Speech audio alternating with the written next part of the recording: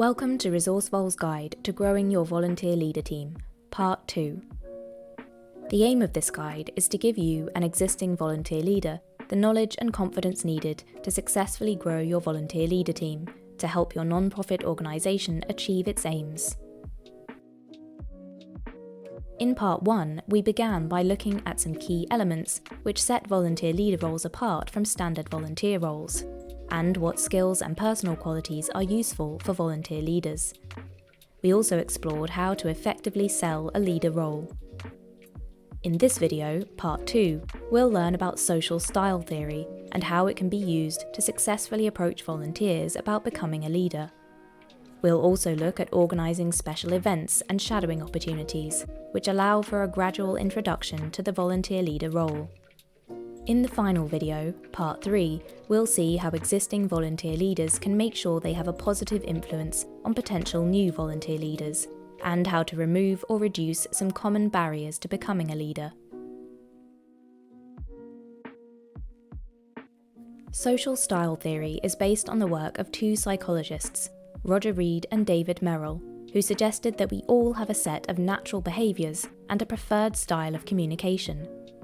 We tend to be more comfortable interacting with someone who has a similar social style to ourselves. This means that we can communicate more effectively with volunteers about becoming a leader if we understand about different social styles and learn how to change our behaviour to match others. The social style model uses 2 dimensions to identify 4 different social styles. The first dimension is assertiveness, whether we tend to ask or tend to tell, represented here by the horizontal line. The second dimension is responsiveness, whether we control our emotions or outwardly display them, represented here by the vertical line. In the spaces where these 2 dimensions cross over, we can see the 4 different social styles, represented here by different shapes. On the left, we can see that stars and circles both tend to ask, but stars control their emotions, and circles display their emotions. On the right, we can see that diamonds and triangles both tend to tell, but diamonds control their emotions and triangles display their emotions. It's important to note that social styles are based on the perception of a person's behaviour by others, and that they don't necessarily relate to personality.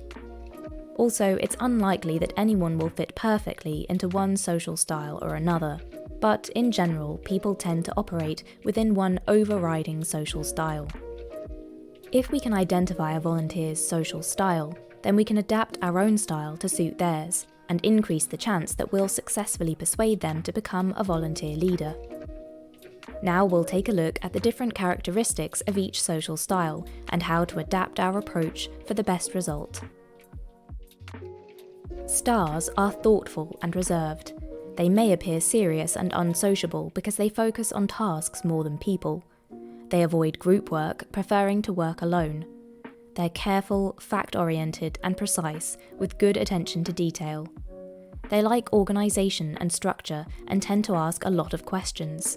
They're good at objective evaluation and problem-solving, though they can be cautious when making decisions. They can also be overcritical and unresponsive, and when stressed, they may withdraw or become headstrong. The best approach with stars is to present hard facts and figures with little emotion. Avoid saying "I think" or "I feel." Be specific and direct. Expect questions and requests for clarification. Make sure you can back up what you say about the volunteer leader role with detailed and accurate information to encourage trust. Be patient and prepared to play the long game, as they're not likely to jump in quickly. Circles are friendly and loyal. They relate well to others but can seem shy and reserved. They're good at listening and teamwork, as they're usually calm and patient. They want to be respected, liked and approved. They dislike conflict and risk-taking, instead seeking security and organised workplaces. They can be slow to make decisions as they fear change and uncertainty. When stressed, they tend to become indecisive and submissive. The focus with circles should be on building a relationship, so look for opportunities to engage them in informal discussions. Capture their imagination for what could be achieved if you work together, and make them feel supported by offering plenty of information about the volunteer leader role. Be decisive and take the lead in guiding them through the process. Once they've made a decision, reassure them that they've made the right decision. Diamonds are confident, animated, and adventurous. They're competitive and like to be in charge. Although they're fast-acting and decisive, they also plan carefully, being task-focused and results-oriented. They're efficient and determined, disliking inefficiency and indecision. When stressed, they may grab control or be overly critical. They can be impatient and seem aggressive, abrupt, or insensitive. The best approach with diamonds is to provide facts and evidence to help them easily understand your message and make quick decisions. Make sure you have the answers for any questions they might ask. Highlight how being a volunteer leader will enable them to reach their goals or help to boost your organisation's performance. Remember to keep your interactions concise and to the point. Triangles are creative, spontaneous, intuitive, outgoing, upbeat, and enthusiastic. They can be attention-seeking and overly dramatic, as they fear being ignored or rejected. They're people-oriented, interacting well with others, including successfully persuading and motivating.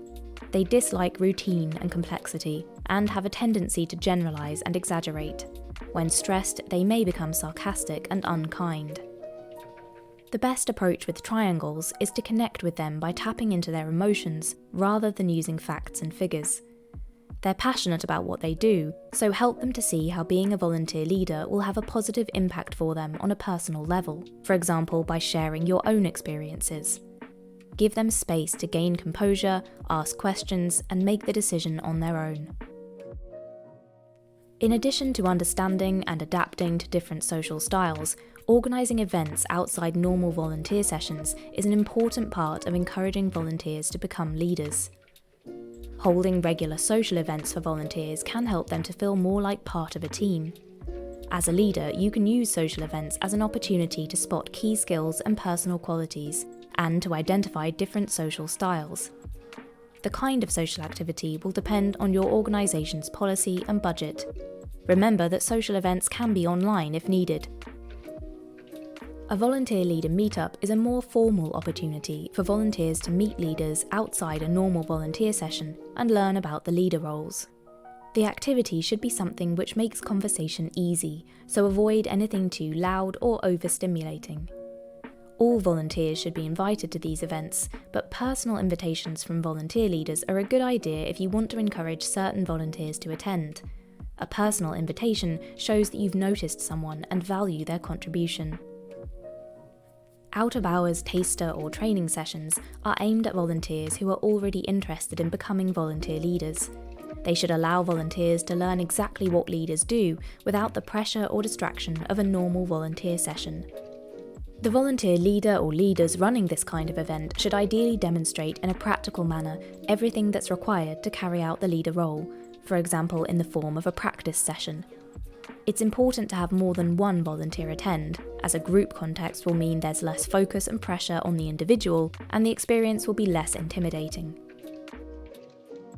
Another great way to encourage volunteers to become leaders is through shadowing, following and observing an experienced leader to learn about the role.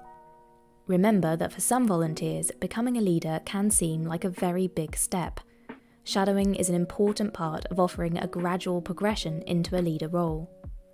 Volunteers are more likely to become leaders if they're able to shadow first. They're also more likely to enjoy being a leader and to stay in the role for a longer period. There are a few different kinds of shadowing that you could offer to your volunteers. Full shadowing is perhaps the most common and well-known kind of shadowing. This is where arrangements are made for a volunteer to accompany a leader throughout a volunteer session, to observe and develop an understanding of the responsibilities and requirements of the leader role. The leader will demonstrate all aspects of the role and may additionally explain why certain tasks are required and how they should be carried out.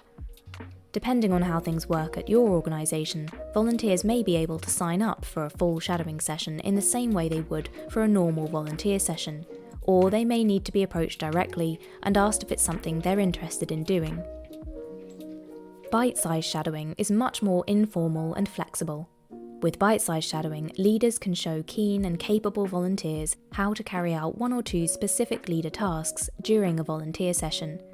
In this way, volunteers can learn about the leader role in manageable, bite-sized parts. There's no planning or pressure. This kind of shadowing can be done spontaneously if the leader has capacity and the volunteer is interested. Reverse shadowing is for volunteers who have already done another form of shadowing and feel ready to take the next step towards becoming a leader. They can try leading their first session with an experienced leader observing them, ready to answer questions and provide support if needed. The experienced leader should give the volunteer feedback after the session, highlighting what went well and any areas that could be improved. The aim of this guide is to give you, an existing volunteer leader, the knowledge and confidence needed to successfully grow your volunteer leader team. In this video, part 2 of the guide, we've looked at how to use different social styles to help persuade volunteers to become leaders. Examples of events that can be organised to help volunteers learn more and encourage them to take on a leader role. Various shadowing opportunities that can be offered to volunteers, including informal, bite-sized shadowing and reverse shadowing. Make sure to watch part 3 of this guide to find out how existing volunteer leaders can make sure they have a positive influence on potential new volunteer leaders, and how to remove or reduce some common barriers to becoming a leader. Thank you for taking the time to watch this video. For bespoke resources and consultation services, please email hello@resourcevol.com.